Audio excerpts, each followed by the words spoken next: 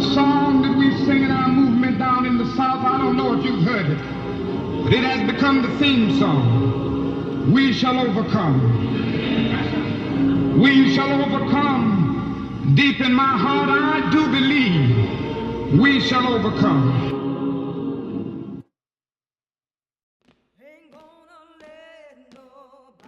The great debate of violence versus nonviolence with regards to civil disobedience dates back as far as the Babylonian revolt against the Assyrians in 615 BC. While on the surface it may appear that nonviolent movements have worked better in the past, a closer look at history might tell us otherwise. Two of the greatest examples of positive change as a result of violent resistance are the fall of the apartheid in South Africa in the early 1990s and the 18th century American Revolution. In the fall of the apartheid, massive uprisings in Soweto, South Africa resulted in over 560 dead and left many wounded.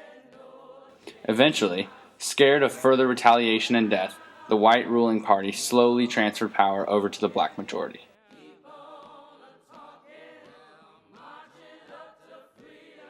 The violent movement Americans are most familiar with is the Revolutionary War. With over 30 battles and 25,000 dead, it's safe to say that violent uprisings gave birth to one of the greatest superpower nations the world has ever known.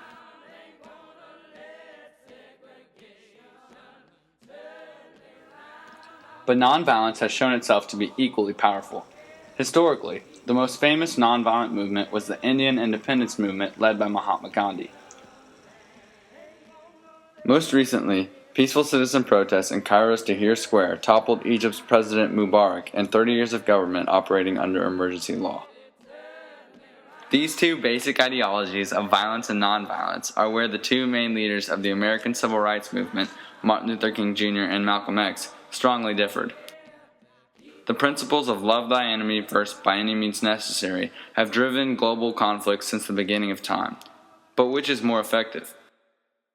Lessons learned from both Martin and Malcolm might help answer that question.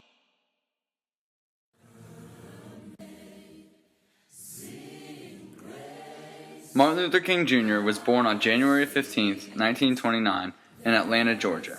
As a pastor in Montgomery, Alabama, he wanted to fight against the social injustice of segregation in schools, neighborhoods, and public places. He knew tactics of violent retaliation would never win because blacks in the South were outnumbered, ill-equipped, and poor. While in school, he had studied the methods of Mahatma Gandhi, who had led a successful peaceful movement in India just a decade before. King even visited Gandhi's birthplace in India in 1959. In a radio address made during his final evening in India, King reflected, "Since being in India, I am more convinced than ever before that the method of nonviolent resistance is the most potent weapon available to oppressed people in their struggle for justice and human dignity." Malcolm X was born on May 19, 1925 in Omaha, Nebraska. His family had to relocate 3 times before Malcolm was 4 due to death threats from the white supremacy groups. At the age of 4, Malcolm saw his family's house burned to the ground in Michigan. 2 years later, his father's mutilated body was found lying across railroad tracks. From these early encounters, Malcolm developed a deep hatred for whites. He became convinced that violence was the only solution. He moved to Harlem and got involved in drugs, prostitution, and gambling rings. He was sent to prison for 7 years after being convicted of burglary in Boston. In prison, he studied various religions and eventually converted to Islam. He became a disciple of Elijah Muhammad, who taught that whites actively worked to keep blacks poor and oppressed. Through these teachings, Malcolm developed his personal philosophy of violent social activism. Between the years of 1955 and 1968, the heart of the civil rights movement came to life. The two leaders, MLK and Malcolm, each embraced their roles as leaders and strongly impacted the nation forever. In 1955, the arrest of Rosa Parks in Montgomery, Alabama, focused the nation's attention on racial prejudice. Rosa Parks was taken to jail after she refused to give up her seat at the front of a bus to a white man.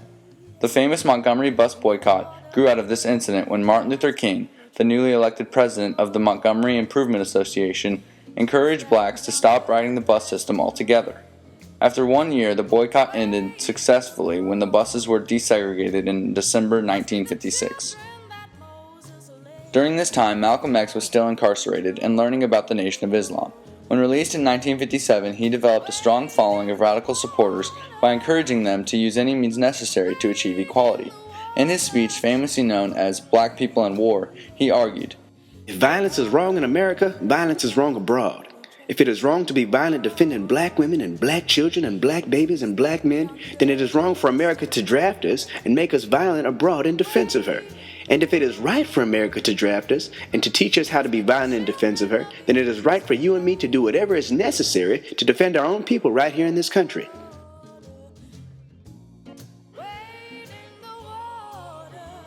While all of this was happening, Martin Luther King created and became president of the Southern Christian Leadership Conference.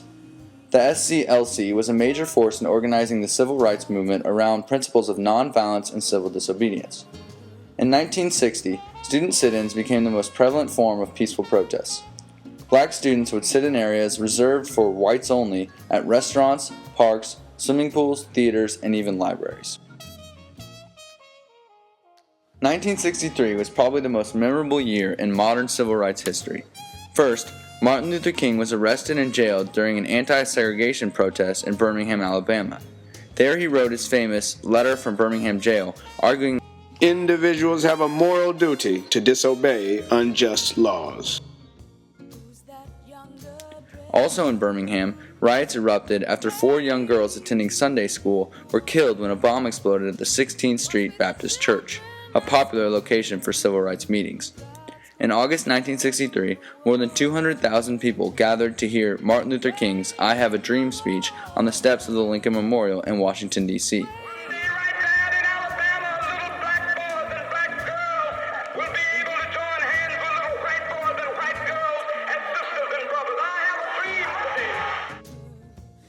The speech forever changed the way people of both races saw skin color.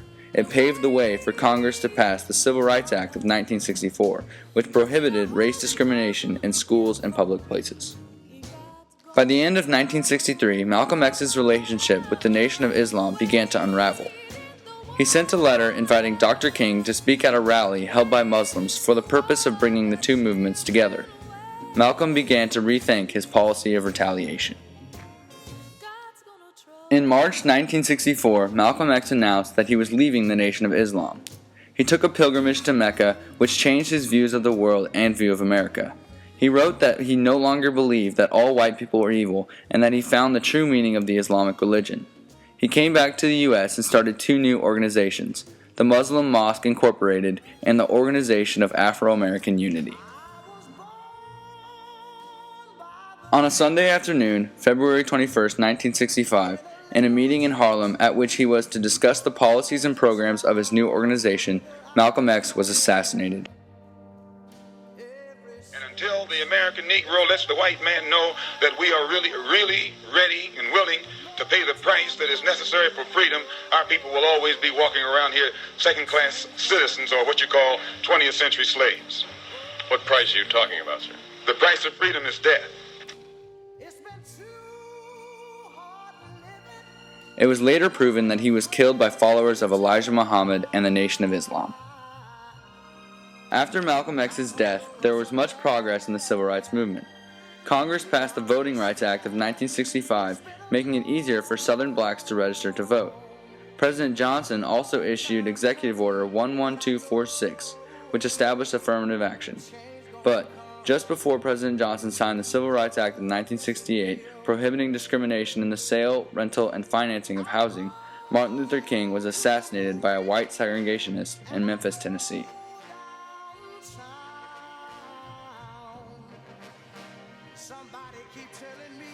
In conclusion, both leaders enormously impacted the civil rights movement.